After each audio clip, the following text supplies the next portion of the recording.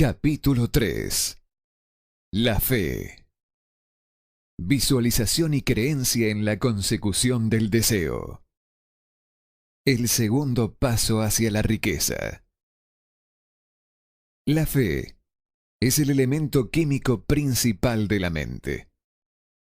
Cuando la fe se une con el pensamiento, el subconsciente capta la vibración, la traduce en su equivalente espiritual y la transmite a la inteligencia universal, como sucede en el caso de la plegaria.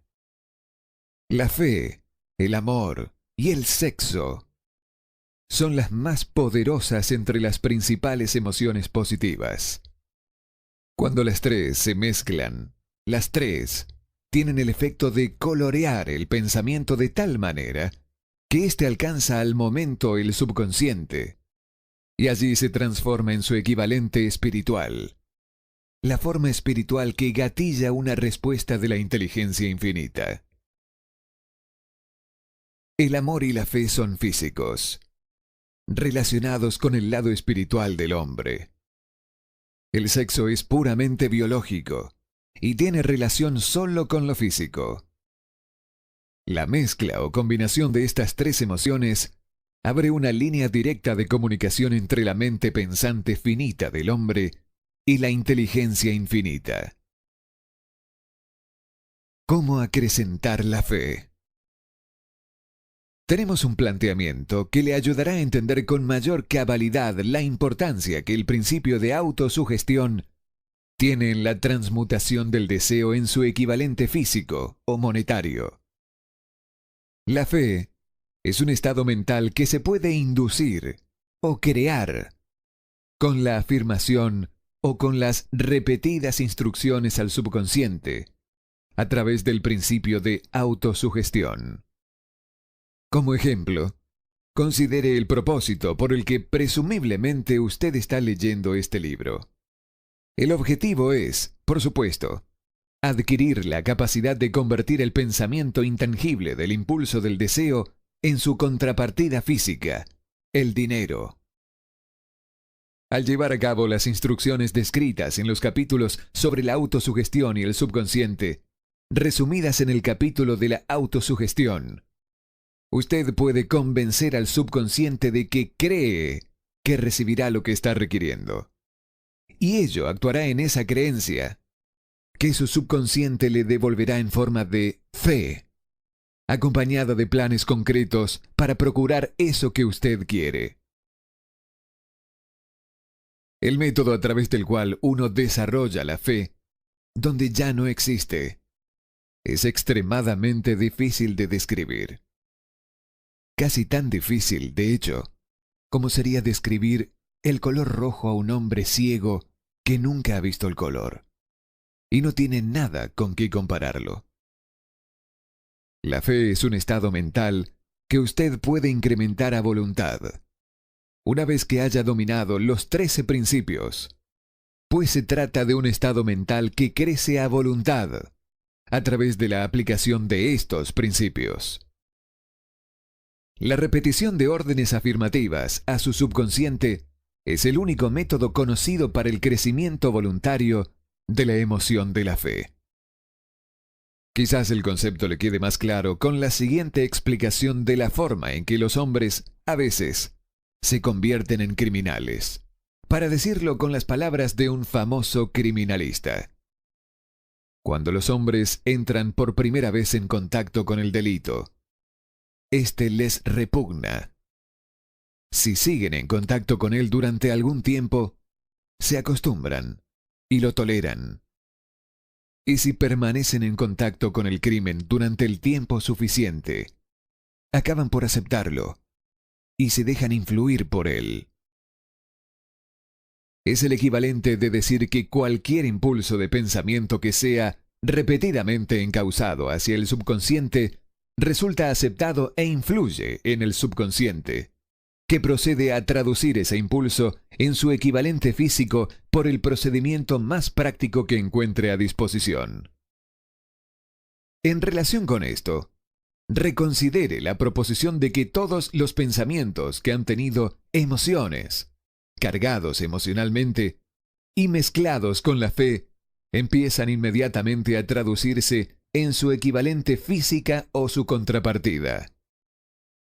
Las emociones, o la porción sentimental de los pensamientos, son los factores que dan vitalidad y acción a estos. Mezcladas con cualquier impulso de pensamiento, las emociones de la fe, el amor y el sexo le agregan más energía de la que tendría por sí sola. No solo los impulsos de pensamiento que se hayan mezclado con la fe, sino los que se mezclan con cualquiera de las emociones positivas o de las negativas, pueden alcanzar el subconsciente e influir en él. Nadie está condenado a la mala suerte. A partir de esta afirmación, usted comprenderá que el subconsciente traducirá en su equivalente físico un impulso de pensamiento de naturaleza negativa o destructiva, con tanta naturalidad como actuaría con pensamientos de naturaleza positiva o constructiva. Esto explica el extraño fenómeno que millones de personas experimentan, denominado infortunio o mala suerte. Hay millones de personas que se creen condenadas a la pobreza y al fracaso, por culpa de alguna fuerza extraña que creen incontrolable. Ellos son los creadores de su propio infortunio, a causa de esta creencia negativa, que su subconsciente adopta y traduce en su equivalente físico. Este es un momento apropiado para sugerirle nuevamente que usted puede beneficiarse, transmitiendo a su subconsciente cualquier deseo que quiera traducir en su equivalente físico o monetario, en un estado de esperanza o convicción de que la transformación tendrá lugar.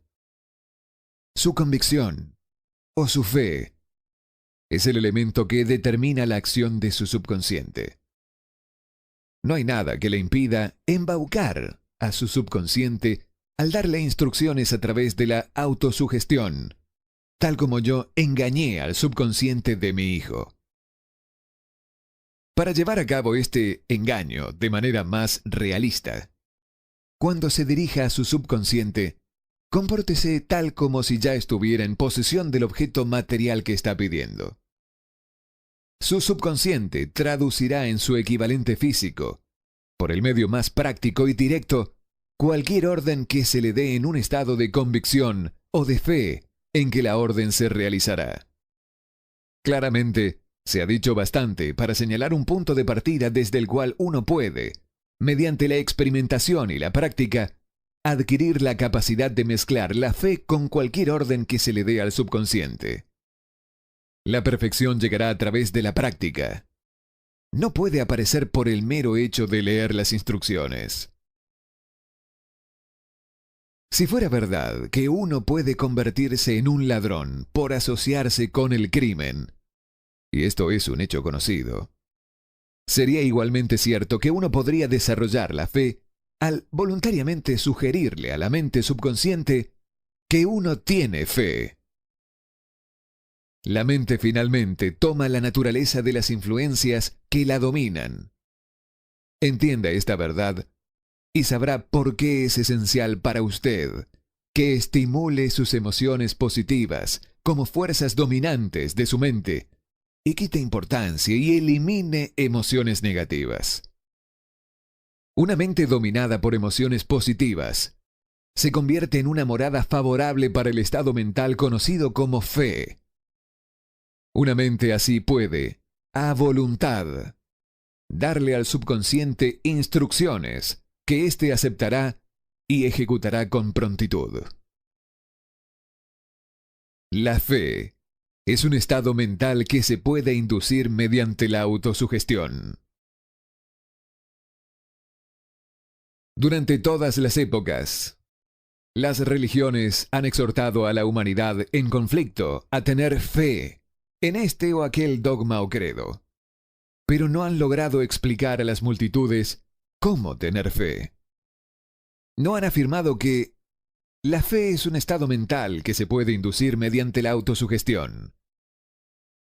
en un lenguaje que cualquier persona normal podrá entender. Describiremos todo lo conocido sobre el principio mediante el cual la fe puede aparecer donde no existe. Tenga fe en usted. Fe en el infinito. Antes de empezar, debería recordar que la fe es el elixir eterno que da vida, poder y acción al impulso del pensamiento. Vale la pena leer el enunciado anterior una segunda vez, y una tercera, y una cuarta. Merece la pena leerlo en voz alta. La fe es el punto inicial de toda acumulación de riquezas. La fe es la base de todos los milagros y de todos los misterios que no se pueden analizar con los parámetros científicos. La fe es el único antídoto conocido contra el fracaso. La fe es el elemento, el componente químico que, combinado con la plegaria, nos proporciona comunicación directa con la inteligencia infinita. La fe es el elemento que transforma la vibración ordinaria del pensamiento, creada por la mente finita del hombre, en su equivalente espiritual. La fe es el único factor a través del cual el hombre puede dominar la fuerza de la inteligencia infinita y usarla. Cada una de las afirmaciones anteriores es capaz de ser probada. La magia de la autosugestión. La prueba es simple y fácil de comprobar. Va unida al principio de autosugestión. Por lo tanto, centremos la atención en el tema de la autosugestión para descubrir qué es y lo que se puede alcanzar con ella. Se sabe que uno llega, finalmente, a creer cualquier cosa que se repita a sí mismo, sea la afirmación verdadera o falsa. Si un hombre repite una mentira una y otra vez, con el tiempo aceptará esa mentira como verdad. Más aún, creerá que es cierta. Todo hombre es lo que es a causa de los pensamientos dominantes que permite ocupen su mente. Los pensamientos que un hombre adopta deliberadamente y que anima con entusiasmo, y con los que combina una emoción o más, constituyen las fuerzas motivadoras que dirigen y controlan cada uno de sus movimientos, actos y hazañas. Aquí tenemos el enunciado de una verdad muy importante. Los pensamientos combinados con cualquiera de las emociones constituyen una fuerza magnética que atrae otros pensamientos similares o relacionados.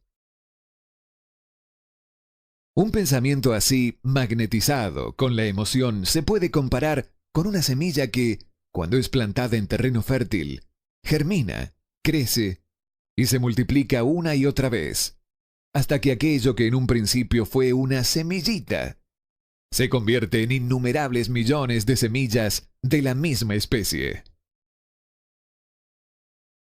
El éter es una gran masa cósmica de fuerzas eternas de vibración. Está hecho tanto de vibraciones destructivas como constructivas. Transporta en todo momento vibraciones de miedo, pobreza, enfermedad, fracaso, miseria, así como de prosperidad, salud, éxito y dicha. También ciertamente transporta el sonido de cientos de orquestas de música y cientos de voces humanas, todas las cuales mantienen su propia individualidad y medios de identificación a través de la radio. La mente humana está constantemente atrayendo vibraciones que armonicen con aquella que la domina.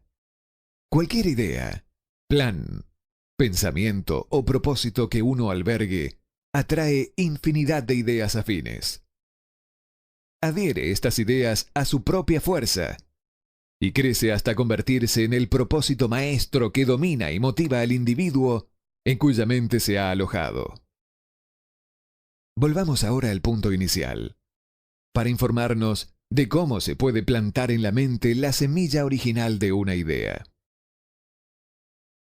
La información es fácil de entender. Cualquier idea, plan o propósito se puede injertar en la mente mediante la repetición del pensamiento. Por eso le damos instrucciones para que ponga por escrito un planteamiento de su propósito principal y objetivo primordial y preciso. Lo memorice y lo repita en voz alta diariamente, hasta que las vibraciones auditivas hayan alcanzado su subconsciente.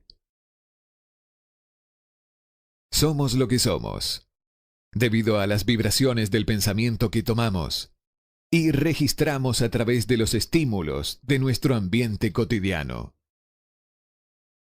Decídase a dejar de lado las influencias de su ambiente que sean desfavorables para construir su propia vida a medida.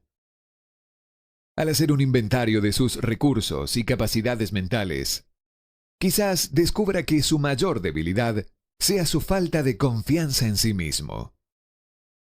Esta desventaja puede ser superada y la timidez transformada en coraje a través de la ayuda que el principio de la autosugestión proporciona. La aplicación de este principio puede ejecutarse mediante la sencilla enunciación de los impulsos de pensamiento puestos por escrito, memorizados y repetidos hasta que lleguen a formar parte del instrumental del que la facultad inconsciente de su mente tenga acceso. Fórmula de la confianza en uno mismo. Primero, sé que tengo la capacidad de alcanzar el objeto definido de mi vida. Por lo tanto, exijo de mí mismo acción perseverante y continua hasta conseguirlo. Y aquí y ahora prometo ejecutar tal acción. Segundo, me doy cuenta de que los pensamientos dominantes de mi mente se reproducirán con el paso del tiempo en actos externos y materiales para transformarse en una realidad física. Por esto, enfocaré mis pensamientos durante 30 minutos cada día en la tarea de pensar en la persona en que me propongo convertirme, creando así una imagen mental clara. Tercero, sé que, mediante el principio de la autosugestión, cualquier deseo que abrigue con perseverancia buscará expresarse a través de ciertos medios prácticos para obtener el objeto que haya tras él. Por lo tanto, dedicaré 10 minutos al día a pedirme el incremento de la confianza en mí mismo. Cuarto, he escrito con claridad una descripción del objetivo primordial de mi vida, y nunca dejaré de esforzarme hasta haber conseguido la suficiente confianza en mí mismo para alcanzarlo. Quinto, comprendo con claridad que no hay riqueza ni posición que pueda durar mucho tiempo a menos que se haya formado sobre la lealtad y la justicia. Entonces, no me comprometeré en ninguna transacción que no beneficie a todos a los que afecte. Tendré éxito atrayendo hacia mí las fuerzas que deseo emplear y la cooperación de otras personas. Induciré a otros a servirme por obra de mi disposición de servir a otros. Eliminaré el desprecio, la envidia, los celos, el egoísmo y el cinismo. Y cultivaré el amor por toda la humanidad. Porque sé que una actitud negativa hacia los demás nunca me dará el éxito. Haré que los demás crean en mí, porque yo creeré en ellos y en mí mismo. Firmaré esta fórmula con mi nombre, la memorizaré y la repetiré en voz alta una vez cada día, con la fe absoluta de que influirá gradualmente en mis pensamientos y mis actos, para que yo me transforme en una persona que confía en sí misma y que goza del privilegio del éxito. Tras esta fórmula, hay una ley de la naturaleza que ningún hombre ha sido todavía capaz de explicar. El nombre por el que dicha ley se conoce tiene poca importancia. Lo que importa de ella es que funciona para la gloria y el progreso de la especie humana, si es usada de forma constructiva. Por otra parte, si se la usa destructivamente, destruirá con la misma facilidad. En esta afirmación podemos encontrar una verdad muy importante. Quienes se hunden en la frustración y acaban su vida en la pobreza, la miseria y la angustia, lo hacen a causa de la aplicación negativa del principio de la autosugestión. La causa se encuentra en el hecho de que todos los impulsos de pensamiento tienden a vestirse de su equivalente físico. El desastre del pensamiento negativo. El subconsciente no distingue entre impulsos de pensamiento positivos o negativos. Trabaja con el material que le suministramos a través de nuestros impulsos de pensamiento. El subconsciente traducirá en algo real un pensamiento manejado por el miedo con tanta facilidad como transformaría en realidad un pensamiento regido por el coraje o por la fe. Las páginas de historia médica están llenas de ilustraciones de casos de suicidio sugestivo. Un hombre puede suicidarse a través de sugerencias negativas, al igual que mediante otros medios. En una ciudad del Oeste Medio, un hombre llamado Joseph Grant, un funcionario bancario, pidió prestado una gran suma de dinero al banco, sin el consentimiento de los directores. Él perdió el dinero a través de las apuestas. Una tarde, el evaluador del banco empezó a revisar las cuentas. Grant se fue del banco. Tomó una pieza en un hotel local. Y cuando lo encontraron, 3 días después, él estaba acostado en la cama, gimiendo y lamentándose, repitiendo una y otra vez estas palabras. Mi Dios, esto me matará. No puedo soportar la desgracia. En un corto periodo de tiempo,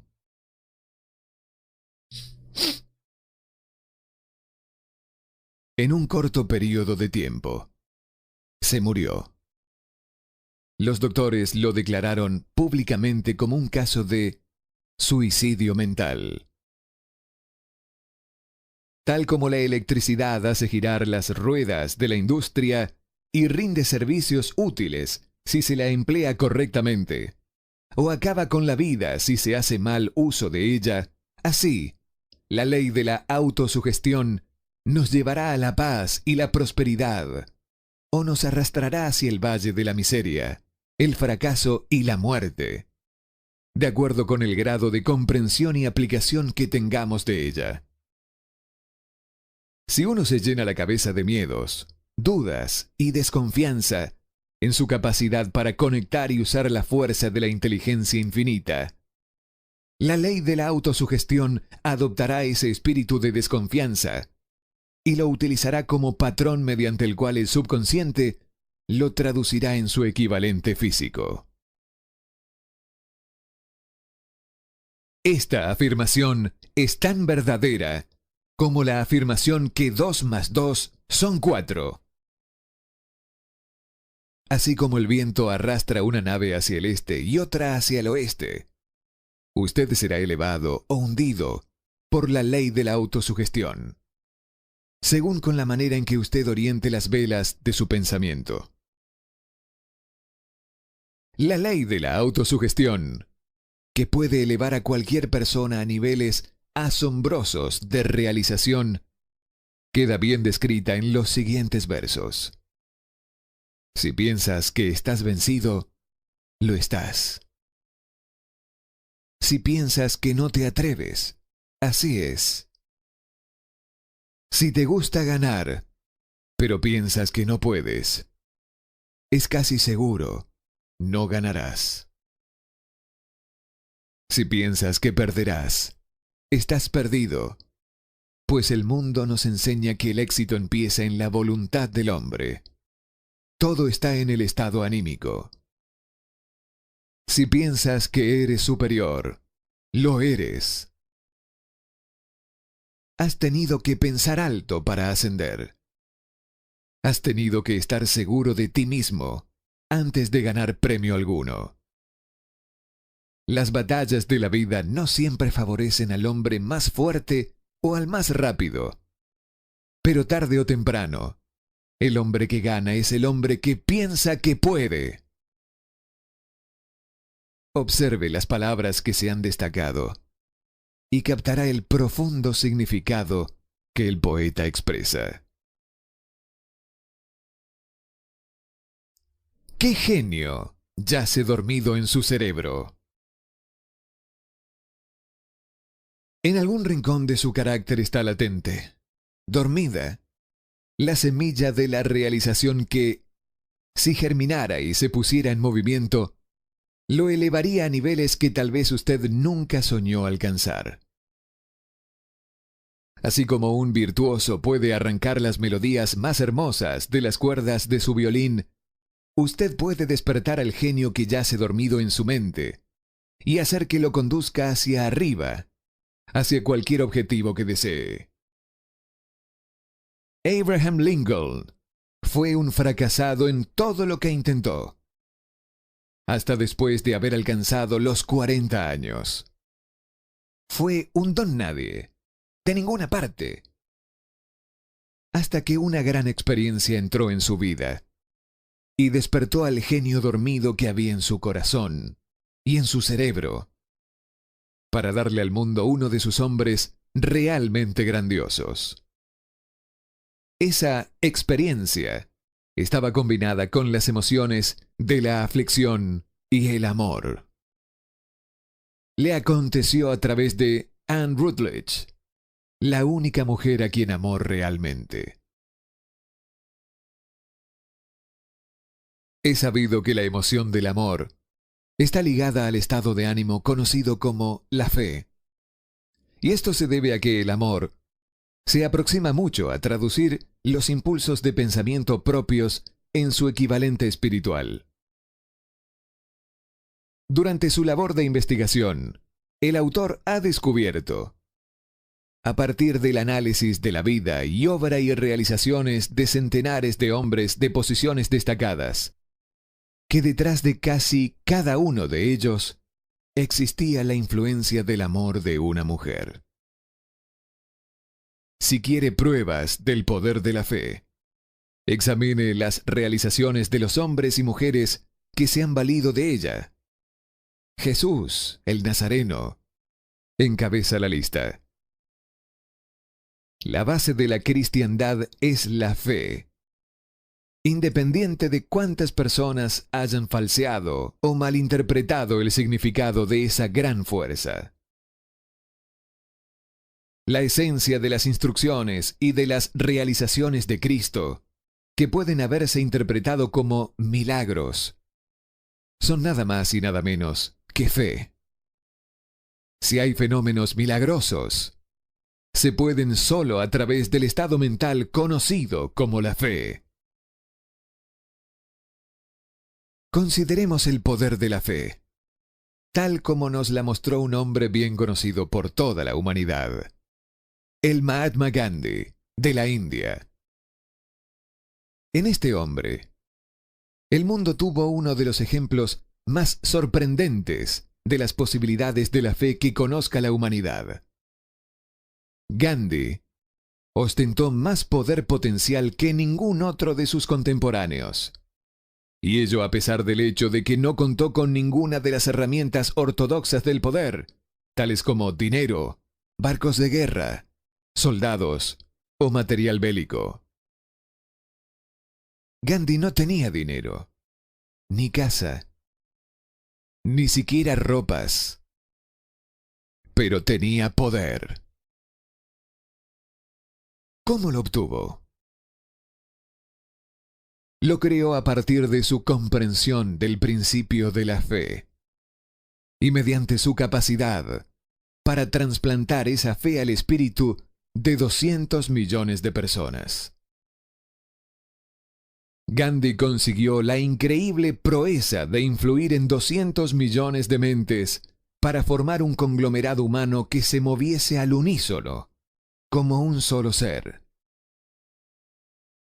¿Qué otra fuerza de este mundo, aparte de la fe, puede lograr tanto? Llegará el día cuando los empleados, así como los empleadores, descubrirán las posibilidades de la fe. Ese día es el comienzo. Todo el mundo ha tenido una amplia oportunidad durante la reciente depresión económica de ser testigo qué es lo que la falta de fe hará a los negocios. Seguramente, la civilización ha producido un número suficiente de personas inteligentes para que usen esta gran lección que la depresión le enseñó al mundo. Durante esta depresión, el mundo tuvo evidencia de sobra que el miedo dispersado paralizará las ruedas de la industria y los negocios. De esta experiencia, se originarán líderes en los negocios y la industria que se beneficiarán por el ejemplo que Gandhi ha establecido para el mundo, y aplicarán a los negocios las mismas tácticas que él ha usado para construir el mayor seguimiento conocido en la historia de la humanidad. Estos líderes provendrán del rango y grupo de hombres desconocidos que ahora trabajan en las plantas de acero, las minas de carbón, las fábricas de automóviles y en los pequeños pueblos y ciudades de América. El negocio es suficiente para una reforma. No cometa errores con esto. Los métodos del pasado basados en las combinaciones económicas de fuerza y miedo serán reemplazados por los mejores principios de fe y cooperación. Quienes trabajen van a recibir más que salarios diarios. Ellos recibirán dividendos en los negocios, lo mismo que aquellos que suministren el capital para los negocios. Pero antes ellos deben darle más a sus empleadores y parar esta disputa y regateo por la fuerza a costa del público. Ellos deben ganarse el derecho a los dividendos.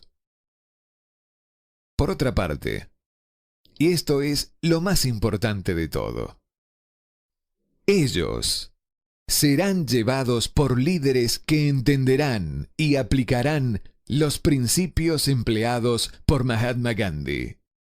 Solamente así, los líderes podrán obtener de sus seguidores el espíritu de completa cooperación que constituye el poder en su forma más alta y perenne. Esta fabulosa era en la que nosotros vivimos, y de la cual estamos solo surgiendo, ha tomado el alma de los hombres. Sus líderes han conducido a las personas como si fueran piezas de una maquinaria fría. Ellos fueron forzados a hacer esto por sus empleados que han regateado, a costa de todos los involucrados, a obtener y no dar.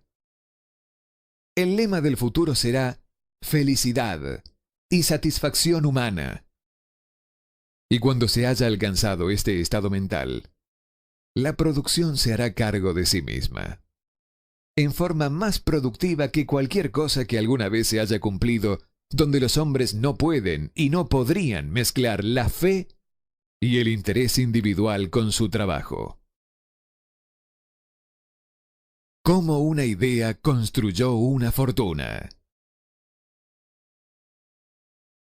Debido a la necesidad de la fe y de la cooperación en el funcionamiento de los negocios y de la industria, será tan interesante como provechoso estudiar un hecho que nos proporciona un excelente ejemplo para la comprensión del método por el cual los individualistas y los hombres de negocios acumulan grandes riquezas al dar antes de intentar obtener. El suceso elegido para este ejemplo data de comienzos de siglo, cuando se estaba formando la United States Steel Corporation, Corporación del Acero de Estados Unidos. a medida que lea la historia, tenga presente estos hechos fundamentales y comprenderá cómo las ideas se han convertido en vastas fortunas. Primero, la enorme corporación de acero de Estados Unidos nació en la mente de Charles M. Schwab, en la forma de una idea que él creó a través de su imaginación. Segundo, mezcló fe con su idea. Tercero, formuló un plan para transformar su idea en una realidad física y financiera. Cuarto, puso su plan en acción con un famoso discurso en la University Club. Quinto, aplicó y siguió a través de su plan con persistencia y lo respaldó con una firme decisión hasta llevarlo a cabo íntegramente. Sexto, preparó el camino para el éxito mediante un vehemente deseo para lograrlo. Si usted es de los que a menudo se ha preguntado cómo se han acumulado las grandes fortunas, esta historia de la creación de la United States Steel Corporation le resultará esclarecedora.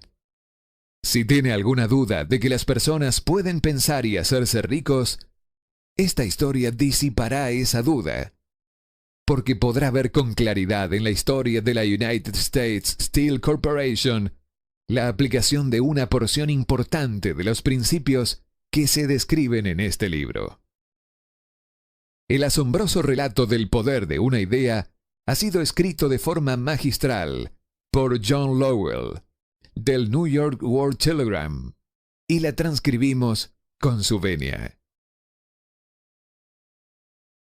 Un bonito discurso de sobremesa por $1.000 millones.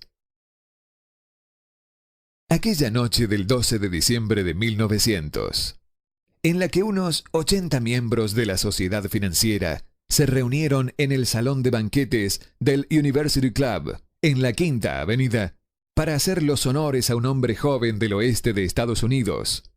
Ni media docena de los invitados supuso que estaban a punto de presenciar el episodio más importante de la historia de la industria norteamericana. J. Edward Simmons y Charles Stuart Smith, llenos de gratitud por la pródiga hospitalidad con que Charles M. Schwab les había regalado durante una reciente visita a Pittsburgh, habían organizado la cena para presentar a aquel empresario del acero de 38 años a la Sociedad de Banqueros del Este de Estados Unidos. Pero no esperaban que magnetizara de tal modo la convención. De hecho, le advirtieron que los corazones que rellenaban las camisas de Nueva York no reaccionarían a la oratoria, y que si no quería aburrir a los Stillman y los Harriman y los Vanderbilt, sería conveniente que se limitara a 15 o 20 minutos de intrascendentes amables, nada más. Incluso John Pierpont Morgan, sentado a la derecha de Schwab, como indicaba su dignidad imperial, se contentó con agradecer muy brevemente su presencia en la mesa del banquete. Y en lo que se refería a la prensa y al público, todo el asunto presentaba tan poco interés que los periódicos del día siguiente ni lo publicaron. De manera que los dos anfitriones y sus distinguidos invitados probaron los habituales 7 u 8 platos. Hubo poca conversación y, versara sobre lo que versase, fue parca y discreta. Aunque algunos de los banqueros y agentes de bolsa habían visto antes a Schwab, cuya carrera había florecido en los bancos de Monongahela, ninguno lo conocía bien. Pero antes de que la velada acabara, ellos y Money Master Morgan quedarían admirados, y un bebé de $1.000 millones, la United States Steel Corporation, nacería. Quizás sea una lástima para la historia que no se haya hecho ninguna grabación del discurso de Charlie Schwab en aquella cena. Él repetirá algunas partes de este en una fecha posterior durante una reunión similar de banqueros de Chicago, e incluso después, cuando el gobierno entable un juicio para disolver el Steel Trust. él dio su propia versión, como testigo, de las observaciones que estimularon a Morgan en un frenesí de actividad financiera. Sin embargo, tal vez se tratara de un discurso casero, con incorrecciones gramaticales, pues los perfeccionismos del lenguaje nunca le interesaron a Schwab, llenos de refranes y compaginado con ingenio. Pero, pese a eso, obtuvo una fuerza y un efecto impresionantes sobre los $5.000 millones de capital estimado que los comensales representaban. Cuando terminó, y la reunión vibraba todavía con sus palabras, aunque Schwab había hablado durante 90 minutos, Morgan condujo al orador a una ventana apartada donde, balanceando las piernas en un alto e incómodo asiento, charlaron durante 1 hora más. La magia de la personalidad de Schwab se había puesto en acción con toda su potencia. Pero lo más importante y perdurable fue el programa detallado y explícito que presentó para el engrandecimiento del acero. Muchos otros hombres habían tratado de interesar a Morgan en montar juntos un fondo del acero a partir de combinaciones con empresas de pastelería, cables y flejes, azúcar, goma, whisky, aceite o goma de mascar. John W. Gates, el apostador, lo había urgido a esto, pero Morgan no había confiado. Los hermanos Moore, Bill y Jim, mayoristas de Chicago, que habían fusionado una fosforera y una corporación de galletitas, habían tratado de convencerlo, fracasando en su intento. Elbert H. Gary, el sacrosanto abogado del Estado, quiso atraerlo a su terreno, pero no llegó a ser lo bastante grande como para impresionarlo. Hasta que la elocuencia de Schwab elevó a J.P. Morgan a las alturas desde donde pudo visualizar los sólidos resultados del proyecto financiero más atrevido que se hubiera concebido nunca. La idea era considerada un delirante sueño de especuladores ingenuos. El magnetismo financiero que, hace una generación, comenzó a atraer a miles de compañías pequeñas y a veces ineficazmente dirigidas a combinaciones más grandes y competitivas, se ha vuelto operativo en el mundo del acero gracias a los artilugios de aquel jovial pirata de los negocios, John W. Gates. Este había formado ya la American Steel and Wire Company, con una cadena de pequeñas empresas, y junto con Morgan, había creado la Federal Steel Company. Pero al lado del tremendo fondo vertical de Andrew Carnegie, dirigido por sus 53 accionistas, esas otras combinaciones resultaban insignificantes. Podían combinarse como mejor les pareciese, pero ni todas juntas harían mella en la organización de Carnegie, y Morgan lo sabía. El viejo escocés excéntrico también lo sabía. Desde las majestuosas alturas de Skible Castle había visto, primero divertido y luego con resentimiento, los intentos de las pequeñas compañías de Morgan entremetiéndose en sus negocios. Cuando esos intentos se tomaron demasiado importantes, el mal genio de Carnegie se convirtió en ira y deseos de venganza. Decidió duplicar cada fábrica suya por cada una que sus rivales poseyeran. Hasta entonces no había tenido interés en cables, tubos, flejes ni planchas. En cambio, se conformaba con venderle el acero en bruto a esas compañías y las dejaba que trabajaran en la especialización que prefirieran. Ahora, con Schwab como jefe y lugarteniente capaz, planeaba arrinconar a sus enemigos contra la pared. Así fue como Morgan vio la solución a su problema de combinaciones en el discurso de Charles M. Schwab. Un fondo sin Carnegie, el gigante, no sería ningún fondo, sino un pastel de ciruelas sin ciruelas.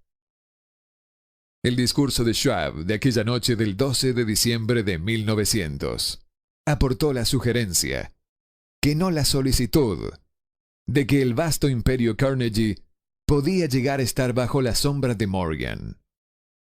Habló del futuro mundial del acero, de reorganización en aras de la eficiencia, de especialización, de deshacerse de compañías improductivas, de la concentración del esfuerzo en las propiedades florecientes, de ahorros en el tráfico de mineral bruto en los departamentos directivos y administrativos, de atraer mercados extranjeros.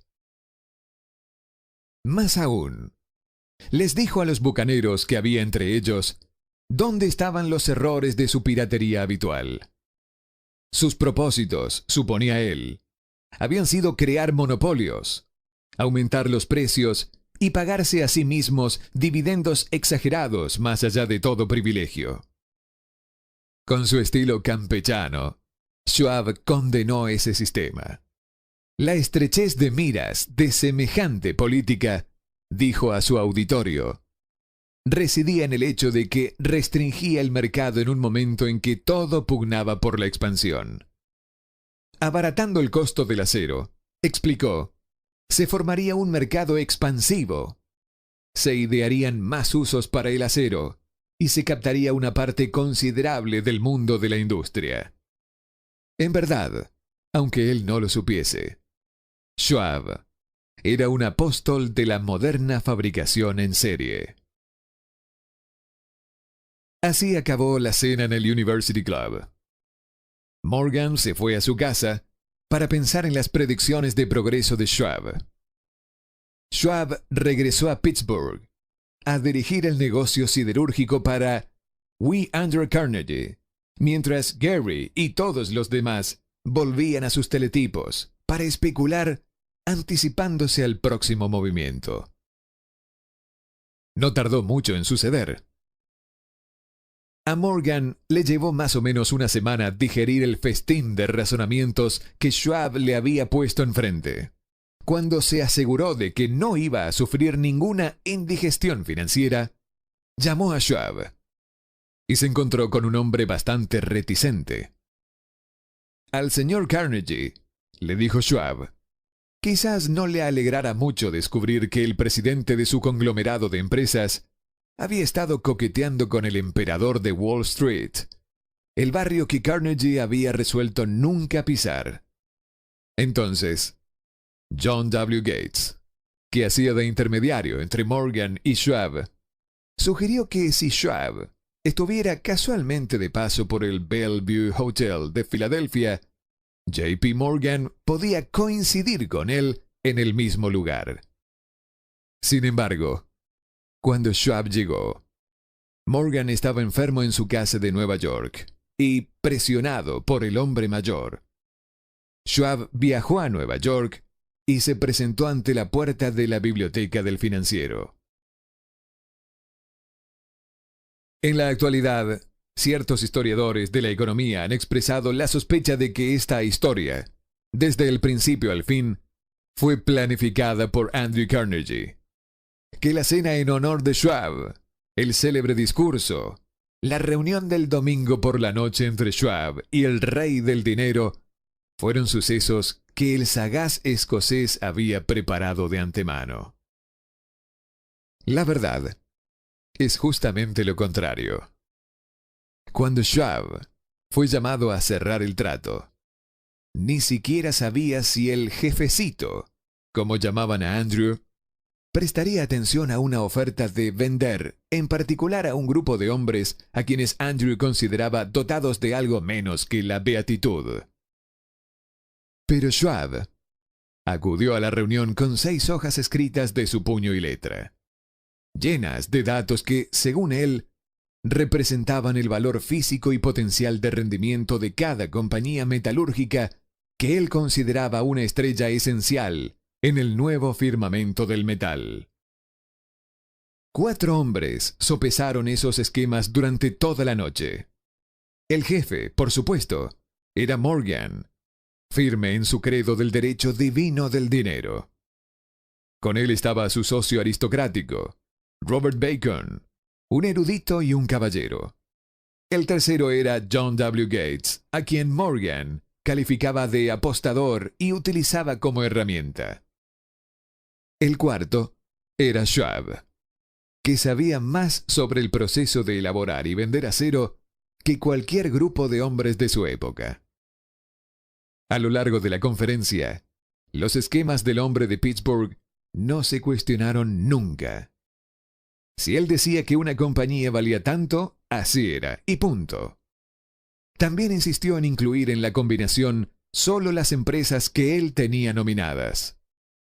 Había concebido una corporación sin dobleces, donde ni siquiera quedaba lugar para satisfacer la codicia de amigos que deseaban descargar sus compañías sobre los anchos hombros de Morgan. Al amanecer, Morgan se puso de pie y se desperezó. Solo quedaba un asunto pendiente. ¿Cree que puede persuadir a Andrew Carnegie de vender?, preguntó. Puedo intentarlo, repuso Schwab. Si usted consigue que venda, me comprometeré en todo este asunto, aseguró Morgan. Hasta allí todo iba bien. Pero, ¿vendería Carnegie? ¿Cuánto pediría? Schwab pensaba en unos 320 millones de dólares. ¿Cómo se efectuaría el pago? ¿En acciones ordinarias o preferentes? ¿En bonos? ¿En efectivo? Nadie podía reunir 320 millones de dólares en efectivo. En enero, fueron a un partido de golf en los helados prados de St. Andrews, en Winchester. Andrew envuelto en jerseys, bien abrigado, y Charlie conversando de trivialidades, para ejercitar el buen humor. Pero no se pronunció ni una palabra sobre negocios hasta que la pareja se sentó en la cálida sala de la cabaña que Carnegie poseía cerca de allí. Entonces, con el mismo poder de convencimiento con que había hipnotizado a 80 millonarios en el University Club, Schwab dejó caer rutilantes promesas de retiro y comodidad de los innumerables millones que satisfarían los caprichos sociales del viejo escocés. Carnegie estuvo de acuerdo. Escribió algo en un trozo de papel y dijo: Muy bien, venderemos por este precio. La cifra era de unos 400 millones de dólares. Y surgió a partir de los 320 millones que Schwab había previsto como precio básico, añadiéndole 80 millones para recuperar el valor aumentado sobre el capital previsto durante los últimos 2 años. Más tarde, en la cubierta de un transatlántico, el escocés le decía arrepentido a Morgan: Ojalá te hubiera pedido 100 millones más. Si me los hubieras pedido, te los hubiese dado, le respondió Morgan, amable. Hubo cierto alboroto, claro está. Un corresponsal británico envió un cable diciendo que el mundo del acero extranjero estaba aterrado ante la gigantesca corporación. El presidente Headley de Yale declaró que a menos que se regulasen los fondos, el país tendría un emperador en Washington durante los próximos 25 años. Pero ese hábil agente de bolsa que Kinney era, se aplicó a su trabajo de impulsar tan vigorosamente las nuevas acciones hacia el público, que todo el exceso de liquidez, estimado por algunos en cerca de 600 millones de dólares, fue absorbido en un abrir y cerrar de ojos. De manera que Carnegie obtuvo sus millones.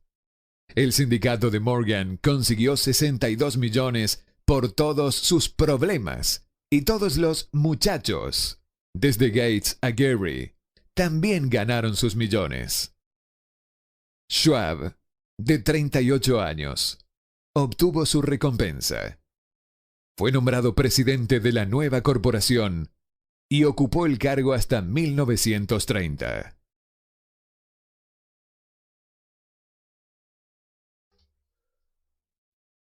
La riqueza empieza con una idea.